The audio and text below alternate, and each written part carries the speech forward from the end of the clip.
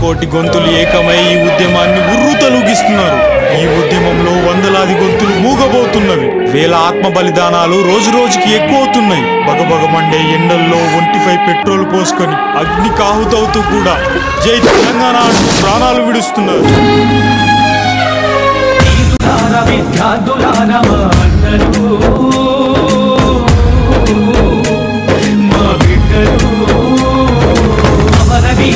రింగిలో వెలిగే తారలు అందుకోండి జై తెలంగాణ జోహారులు.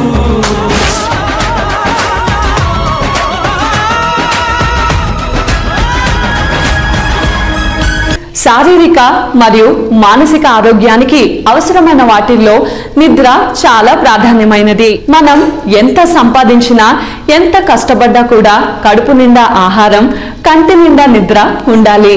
అలా లేని సంపద ఎంత ఉన్నా వృధానే అని అంటారు పెద్దలు. కంటి నిండా నిద్ర సరిగ్గా లేకపోతే మనిషి ఆరోగ్యంపై తీవ్ర ప్రభావం పడుతుంది. అసలు మనము ఎంతసేపు నిద్రపోవాలి? ఏ వయసు వారు ఎంతసేపు నిద్రించాలి? ఒకవేళ